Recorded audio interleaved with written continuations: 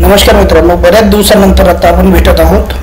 कारण हे तसंच होतं, आता माझे काही ट्रेनिंग्स वगैरे असल्यामुळे काही व्हिडिओ बनवू शकलो नाही. पण बघा आता काय आहे की महाराष्ट्र शासनाचा आता एक योजना आलेली आहे, वयोश्री योजना, आणि ती आपल्या समाज कल्याणच्या दृष्टिकोनातून अतिशय महत्त्वपूर्ण आहे. तर त्याच्यामध्ये कसं आहे की केंद्राची आणि राज्याच्या अशा दोन योजना आहेत. तर कन्फ्युजन होण्याचं खूप सारी संभावना आहे त्याच्यामध्ये. तर काय आहे ते आता आपण बघूया की ही नेमकी योजना काय आहे. ठीक आहे, बघा आता ही जी तुम्हाला दिसत आहे ही राज्य शासनाची आहे आणि याच्या बाहेरचा जनरली प्रश्न पडणारच नाही मित्रांनो, किंवा मंत्रिमंडळ म्हणजे काय आहे काय नाही आहे याच्या बाहेर प्रश्न जाणारच नाही. ठीक आहे, त्याच्यानंतर आपण ही वयोश्री योजना केंद्र शासनाची काय होती ते त्याच्यातला फरक, कारण त्याच्यामध्ये तुम्हाला कन्फ्युजन करू शकतो.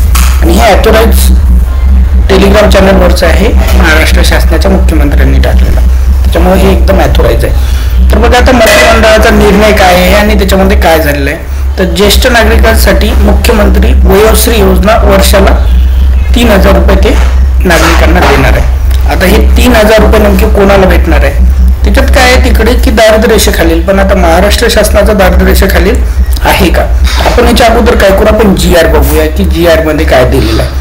जनरली काय असते की हा म्हणजे शासनाचा GR आहे. जनरली प्रश्न तुम्हाला एवढ्याच याच्यावर पडणार आहे, GRचा जे काही हे असते किंवा कशाच्या संदर्भात GR आहे त्याच्या संदर्भात तुम्हाला प्रश्न पडणार आहे. महाराष्ट्र शासनाचा हे ॲथोराइज GR आहे. तर बघा, राज्यातील 65 वर्ष वय व त्यावरील ज्येष्ठ नागरिकांना त्यांच्या दैनंदिन जीवनात सामान्य स्थितीत जगण्यासाठी आणि त्यांना वयोमान परत्वे येणाऱ्या अपंगत्व, अशक्तपणा यावर उपाययोजना करण्यासाठी आवश्यक सहाय्य साधने, उपकरणे खरेदी करण्याकरता तसेच मनस्वास्थ्य केंद्र, योगोपचार केंद्र इत्यादीद्वारे त्यांचे मानसिक स्वास्थ्य अबाधित ठेवण्यासाठी राज्यात मुख्यमंत्री वयोश्री योजना राबविण्यास मान्यता देण्याबाबत. आता एवढं मोठं लक्षात ठेवायचं आहे आपल्याला.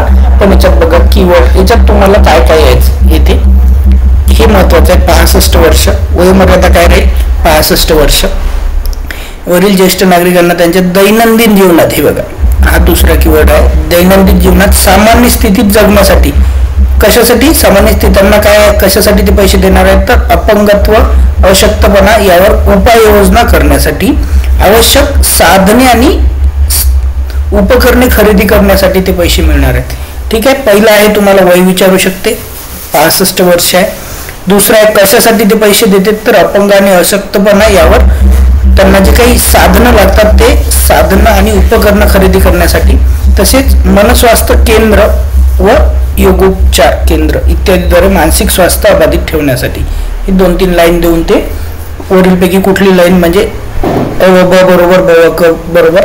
तर याच्या बाहेर तुम्हाला 90% तर प्रश्न पडला तर याच्या बाहेर प्रश्न पडणारच नाही मित्रांनो. या एवढी हे तुम्ही जर GRचं हे एवढं हे केलं तर एवढ्यावरच प्रश्न पडणार 101% तुम्हाला सांगतो.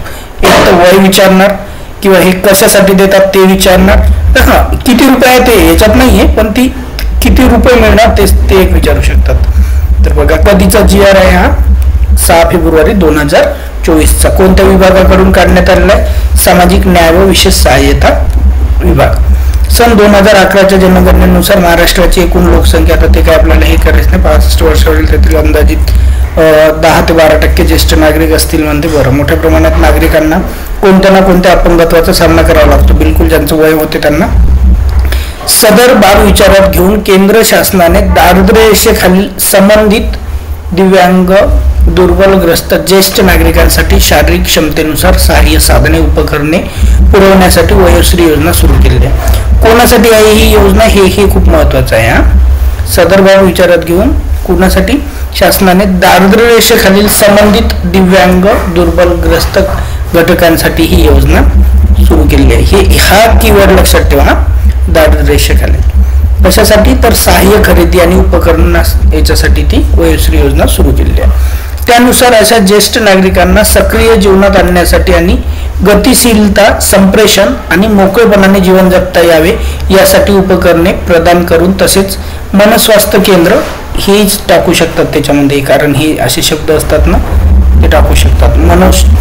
मनस्वास्थ्य केंद्र, योगोपचार केंद्र इत्यादीद्वारे त्यांचे मानसिक तथा कौटुंबिक स्वास्थ्य अबाधित ठेवून वयोमानानुसार अनुकूल समाज निर्माण करण्यासाठी केंद्र पुरस्कृत योजनेच्या धर्तीवर राज्यात मुख्यमंत्री वयोश्री योजना सुरू केलेली आहे. ही कुठल्या केंद्र सरकारच्या वयोश्री योजना आहे त्याच्यावरती केलेली आहे. तर ही मुख्यमंत्री वयोश्री योजना राबवण्याची बाब शासनाच्या विचाराधीन होती, ते त्यांनी केली. तर शासन नेमकं काय म्हणते बघा, राज्यातील 65 वर्ष, किती 65 वर्ष वय यातील ज्येष्ठ नागरिकांना त्यांच्या दैनंदिन, आता तेच पुन्हा सांगितलेलं आहे, त्यांना अशक्तपणा यावर मनस्वास्थ्य हे मुख्यमंत्री वयोश्री योजना राबवण्यास मंत्रिमंडळाने मान्यता दिली आहे.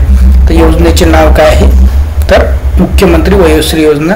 सदर योजनेचे ध्येय आणि उद्दिष्टावर त्यांना अवघडच प्रश्न विचारायचा असेल तर ते विचारू शकतात. ठीक आहे. राज्यातील 65 वर्ष व ज्येष्ठ नागरिकांना दैनंदिन जीवनात स्थितीत जगण्यासाठी वयोपरत्वे येणारे अपंगत्व, अशक्तपणा उपाययोजना करण्यासाठी, आता हे आपण सांगितलं वारंवार, तुम्हाला हे घेत नाही, मानसिक बळ देण्यासाठी प्रबोधन व प्रशिक्षणाकरता ही एक गोष्ट येऊ शकते त्याच्यात.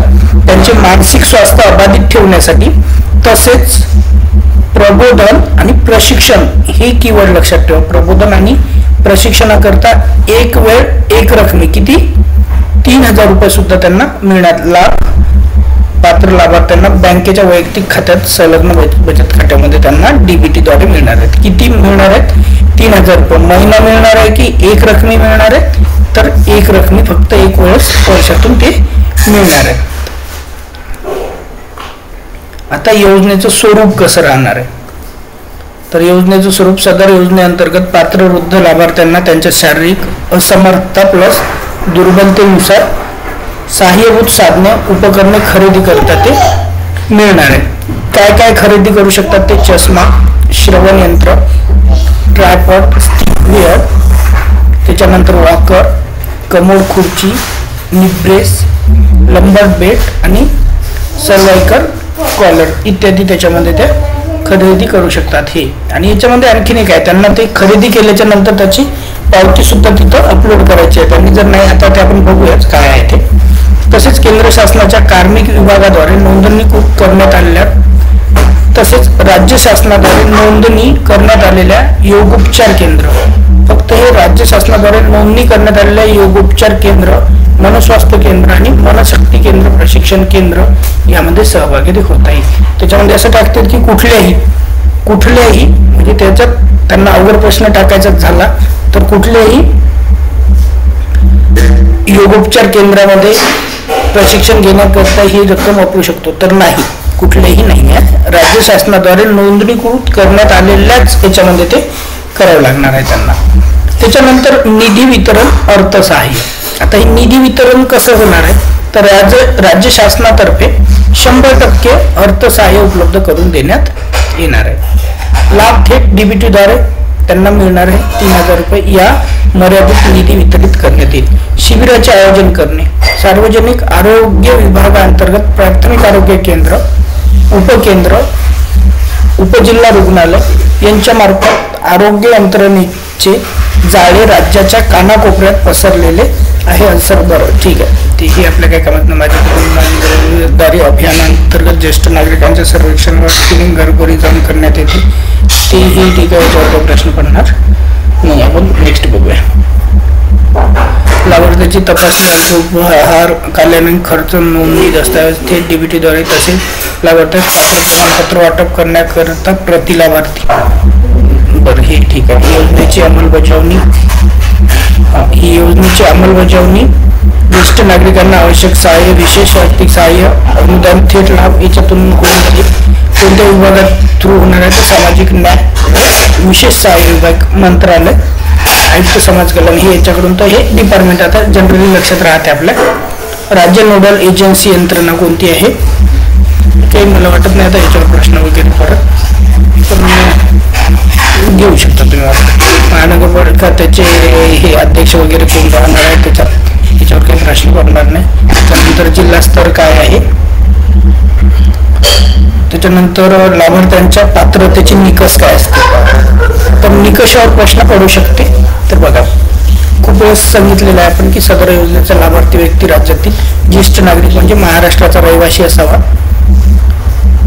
अखेरपर्यंत वयाची म्हणजे 31/12/2023 अखेरपर्यंत त्यांनी वयाची 65 वर्षे, किती 65 वर्षे पूर्ण केलेली असतील असे नागरिक पात्र समजण्यात येतील. ज्या व्यक्तीचे वय 65 आणि त्याहून अधिक आहे त्या व्यक्तींकडे आधार कार्ड असणे आवश्यक आहे.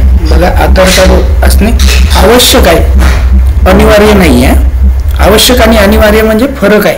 तिथं काय टाकतात ते, आधार कार्ड असणे अनिवार्य आहे. लक्षात घ्या, गव्हर्नमेंटनं म्हणजे सर्वोच्च न्यायालयानं सांगितलेलं आहे की तुम्ही आधार कार्ड अनिवार्य करू शकत नाही. त्याच्यामुळे कधीच कुठल्याच याच्यामध्ये आधार कार्ड अनिवार्य असं जर ऑप्शन असेल तर ते कट करायचं, कारण आधार कार्ड अनिवार्य नाही म्हणून सर्वोच्च न्यायालयाने सांगितलेलं आहे. किंवा आधार कार्डसाठी अर्ज केलेला असावा आणि आधार नोंदणीची पावती असणे आवश्यक आहे. जर लाभार्थ्याकडे आधार कार्ड नसेल आणि स्वतंत्र ओळख दस्तावेज असतील तर ते ओळख पटवण्यासाठी स्वीकार्य असतील. बघा, इथून त्यांनी सांगितलेलं आहे की त्यांच्याकडे जर आधार कार्ड नसेलच तर ते इतर ओळखपत्रावरून सुद्धा करू शकतात. हे खूप हे लक्षात घ्या, कारण याच्यावर हे टाकतात. त्यांना थोडंसं फसवायचं असेल तर आधार कार्ड आवश्यकच्या जागी आधार कार्ड अनिवार्य टाकतात, आवश्यकला फक्त अनिवार्य करतात. त्याच्यानंतर लाभार्थी पात्रतेसाठी जिल्हा प्राधिकरणाकडून प्रमाणपत्र किंवा BPL रेशन कार्ड किंवा राष्ट्रीय सामाजिक सहाय्य कार्यक्रमांतर्गत इंदिरा गांधी राष्ट्रीय वृद्धापकाळ योजनेअंतर्गत निवृत्तीवेतन मिळण्याचा पुरावा सादर करू शकतो. ठीक आहे, म्हणजे त्यांना BPL रेशन कार्ड पाहिजे किंवा राष्ट्रीय हे इंदिरा गांधी वृद्धापकाळ योजनेअंतर्गत. ठीक आहे, तर म्हणजे काय, त्यांना थोडक्यात सांगायचं तर BPL कार्ड धारक असावा. उत्पन्नाची मर्यादा किती दिलेली आहे, तर लाभार्थ्याचे कौटुंबिक उत्पन्न 2 लाखाच्या आत असायला हवे. किती, 2 लाखाच्या आत. सदर व्यक्तीने मागील 3 वर्षात स्थानिक स्वराज्य संस्था, सरकारद्वारे नियंत्रित सार्वजनिक उपक्रमासहित कोणत्याही सरकारी स्त्रोतांकडून तेच उपकरण विनामूल्य प्राप्त केले नसावे. म्हणजे त्यांना जे काही उपक्रम घ्यायचा आहे ते त्यांनी किती वर्षात, मागील 3 वर्षापासून ते त्यांना मिळालेलं नसावं. म्हणजे 3 वर्षाच्या अगोदर मिळालेलं असेल तर पुन्हा मिळू शकते. ठीक आहे, मी ज्याला गोल करत आहे ते खरंच इम्पॉर्टंट आहे.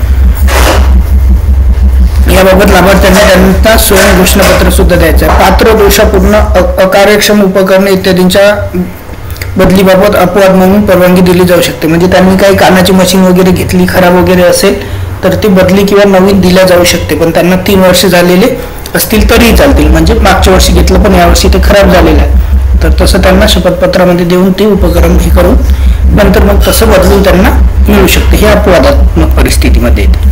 पात्र लाभार्थ्यांच्या बँकेच्या वैयक्तिक आधार संलग्न बचत खात्यामध्ये थेट 3000 रुपये लाभ वितरित प्रणालीद्वारे करण्यात येणार आहे. त्याच्यानंतर 30 दिवसाच्या आत संबंधित सहाय्यक आयुक्त समाज कल्याण यांच्याकडून प्रमाणित करून संबंधित केंद्र, याला प्रमाणित कोण करणार आहे हा प्रश्न, कारण तुम्ही समाज कल्याणचं देणार आहे पेपर तर सहाय्यक आयुक्त समाज कल्याणचंच काम आहे त्याला प्रमाणित करणं ते प्रमाणपत्र. 30 दिवसाच्या आत अपलोड करून अन्यथा लाभार्थ्यांकडून सदर रक्कम वसूल करण्यात येईल. हा मुद्दा बघा, त्यांनी जर त्यांना ते 3000 रुपये मिळाले त्याचं त्यांना जे लाभार्थ्याचं देयक इनवॉइस आहे त्याचं जे बिल आहे ते बिल त्यांना 30 दिवसाच्या आत काय करायचं आहे, त्या वेबसाईटला अपलोड करायचं आहे. संबंधित व्यक्ती जर ते तिथं अपलोड करू शकला नाही तर त्यांच्याकडून सदर रक्कम वसूल करण्यात येईल असं सांगितलेलं आहे. ठीक आहे, अपलोड करणे आवश्यक राहील म्हणते. निश्चित केलेल्या जिल्ह्यात लाभार्थ्यांच्या संख्येपैकी 30% महिला असतील. निवड निश्चित केलेल्या जिल्ह्यात लाभार्थ्यांच्या संख्येपैकी 30% महिला असतील. हा एक मुद्दा आहे. किती, 30% त्याच्यामध्ये महिला असतील ज्या जिल्ह्याची ते निवड होणार आहे. योजनेचे आवश्यक कागदपत्र, आता हे कागदपत्र तुम्ही हे करू शकता. बघा, आधार कार्ड ऑब्लिक करून मतदान कार्ड केलेलं आहे. ठीक आहे, म्हणजे अनिवार्य नाही आहे, आवश्यक आहे फक्त. राष्ट्रीय बँकेची पासबुकवर पासपोर्ट, स्वयंघोषणापत्र, शासनाचे ओळखपत्र वगैरे दिलेलं आहे. त्याच्यानंतर पोर्टल तयार करणे हे राष्ट्रीय वयोश्री योजनेच्या धर्तीवर सदर योजनेचे नवीन स्वतंत्र पोर्टल महाराष्ट्र माहिती तंत्रज्ञान मंडळाकडून विकसित करण्यात येईल. ठीक आहे, आता ते काही तेवढं हे नाही आहे, तर तुमच्या माहितीसाठी टाकलं. ते योजनेबद्दल जागरूकता निर्माण करणे म्हणजे त्याचे कॅम्पिंग वगैरे जे असते, जागरूकता कुटुंबामध्ये कारण ठीक आहे, ती गोष्ट आपल्या परीक्षेच्या दृष्टिकोनातून महत्त्वाची नाही. नियंत्रण आणि मूल्यमापन, सामाजिक न्याय व विशेष सहाय्य विभागाद्वारे नियंत्रण आणि मूल्यमापन केलं जाईल. याचं अंमलबजावणीच्या 1 वर्षानंतर आयुक्त समाज कल्याण पुणे यांच्यामार्फत केले जाईल. ते अर्ज छाननी, अर्ज विवरण इत्यादीवर. ठीक आहे. आर्थिक भार काय म्हणते आता, थेट लाभ खर्च 2011 जन्य गुन्हा. ठीक आहे, आता हे याच्यावर काही पडणार नाही, प्रश्न सोडून द्या ही गोष्ट. नोडल एजन्सी वगैरे याच्यावरही काही प्रश्न पडणार नाही. कामाचे स्वरूप, लाभार्थ्याचे कागदपत्रे तपासणी वगैरे. ठीक आहे, आता ते आपल्या काही महत्त्वाचं नाही आहे परीक्षेच्या दृष्टिकोनातून. शिबिराचे आयोजन वगैरे करायचे आहे. थेट लाभ खर्च सीटवर. ठीक आहे, हे काही महत्त्वाचं नाही आहे आपल्या याच्यातून.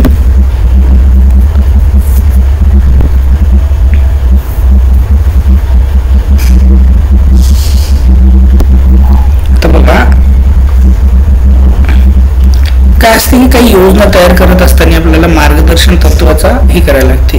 म्हणजे ह्या मार्गदर्शन तत्व आहे, त्या मार्गदर्शक तत्वाला चालून राज्य सरकारला याच्यावर कायदे करणं बंधनकारक नाही, पण त्याच्यावर ते कायदे करत असतात. याच्यात काही त्यांनी परिशिष्ट 1 मध्ये काही मार्गदर्शक तत्व दिले. मी राज्यघटनेच्या मार्गदर्शक तत्वाबद्दल बोलत आहे.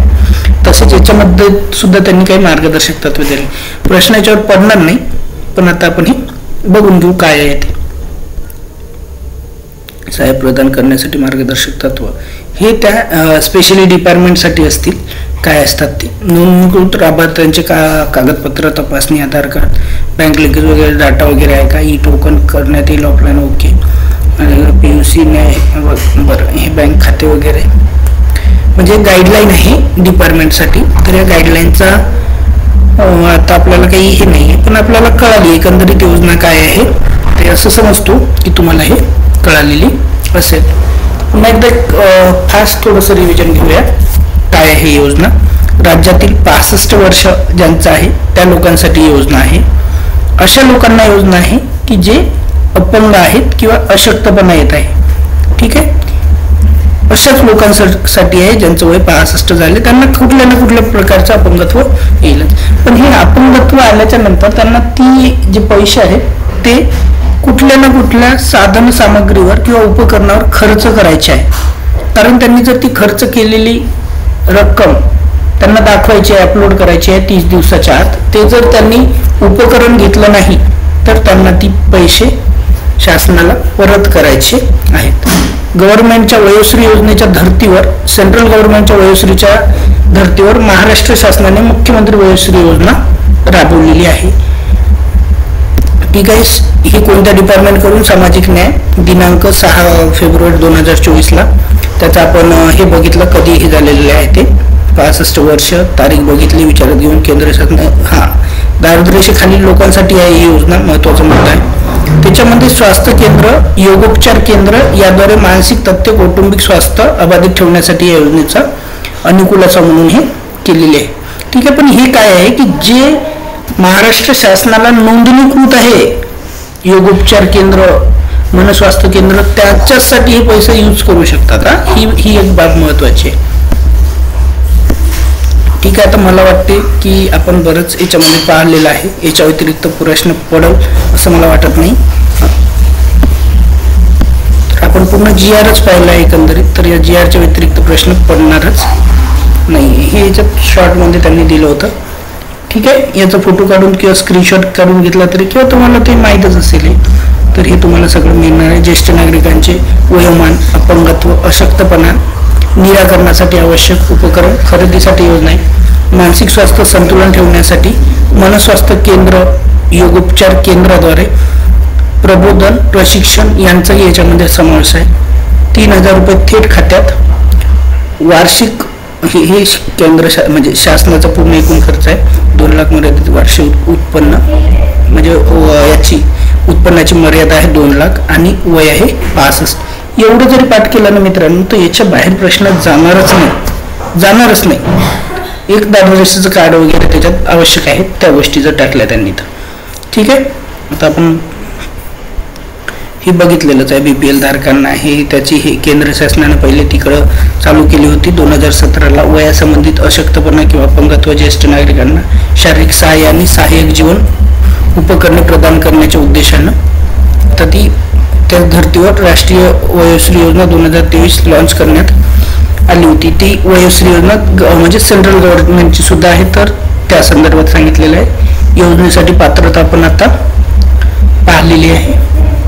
ठीक आहे, आता मला वाटते की आपल्याला हा जो मुद्दा आहे हा चांगल्या प्रकारे कळालेला असेल. ठीक आहे, भेटूया नेक्स्ट व्हिडिओमध्ये लवकरच. तोपर्यंत जय हिंद मित्रांनो.